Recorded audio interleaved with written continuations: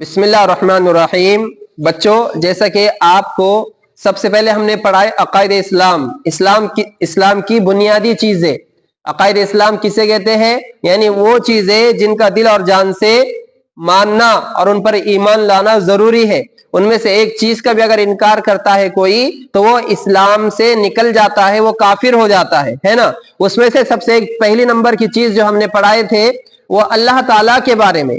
अल्लाह ताला के बारे में हमारा अकीदा है कि अल्लाह एक है और अल्लाह पाक तमाम ताकत और कुव्वत वाले हैं। अल्लाह पाक ना सोते हैं ना खाते हैं। अल्लाह पाक हर ऐब से पाक है। तमाम जहानों को पैदा करने वाले अकेले अल्लाह है। हम सबको रोजी देने वाले, बारिश का बरसाने वाले, जमीन से गल्ला उगाने वाले सब कौन है? एक अकेले अल्लाह है। तो अल्लाह के बारे में हमारा ये अकीदा है। ये कितनी चीजें हो गई थी? दो हो गई थी। अकीदा इस्लाम किसे कहते हैं और नंबर दो अल्लाह के बारे में हमारा अकीदा क्या है। ये सब ने लिखे ना।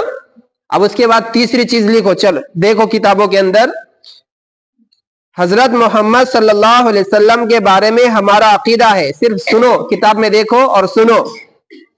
हजरत मोहम्मद सल्लल्लाहु अलैहि वसल्लम के बारे में हमारा अकीदा है कि वो अल्लाह ताला के खास महबूब और आखिरी रसूल सल्लल्लाहु अलैहि वसल्लम है।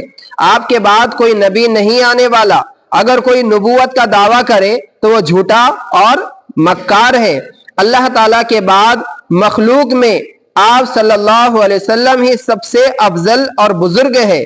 तमाम इंसान और जिन्नात के लिए आप ही नबी बनाकर भेजे गए हैं। इसके अलावा जितने रसूल आप सल्लल्लाहु अलैहि वसल्लम से पहले आए वो भी बरहक अल्लाह के भेजे हुए हैं। लेकिन इताअत क़यामत तक सिर्फ हमारे नबी सल्लल्लाहु अलैहि वसल्लम की ही होगी। इनको अल्लाह ताला ने बेदारी की हालत में जिस्म जान के साथ एक ही रात में मक्का से बैतुल मक़दिस, वहां से सातों आसमानों तक और जहां तक मंजूर हो वहां तक ले गए और जन्नत और दोज़ख की सैर कराई। इसी को मेराज कहते हैं। हम इसको इसी तरह मानते हैं जिस तरह पेश आई है। अल्लाह ताला ने इनके हाथों ऐसी बातें जाहिर फरमाई हैं जो दूसरों के लिए नहीं हो सकती। उन्हें मेराज कहा जाता है। ये हमारे नबी सल्लल्लाहु अलैहि वसल्लम के बारे में इसमें ऐसा लिखा गया है। तो आपको जैसा समझ में आता वैसा लिखने का, हूबहू किताब में जैसा लिखा हुआ है वैसा नहीं लिखने का, जो अपने को समझ में आता वो लिखने का। अब खुलासा क्या लिखेंगे आज के सबक का कि हमारे नबी के बारे में हमारा अकीदा क्या है। तो लिखेंगे कि हमारे नबी मोहम्मद सल्लल्लाहु अलैहि वसल्लम आखिरी नबी है। अब कोई हमारे नबी के बाद नबी नहीं आने वाला। हमारे नबी तमाम इंसान और जिन्नात के लिए नबी भेजे गए हैं। अब अगर कोई नबूवत का दावा करता है, यानी ये कहता है कि मैं नबी हूं, तो वो झूठा और मक्कार है। हमारे नबी सल्लल्लाहु अलैहि वसल्लम मक्का में पैदा हुए और हमारे नबी सल्लल्लाहु अलैहि वसल्लम की कब्र मुबारक कहाँ है? मदीने के अंदर है। अल्लाह पाक ने हमारे नबी को अपने जिस्म और जान के साथ एक रात में मक्का से मस्जिद अक्सा और वहां से सातों आसमानों का क्या कराया था? सफर कराया था। उस सफर को क्या कहते हैं?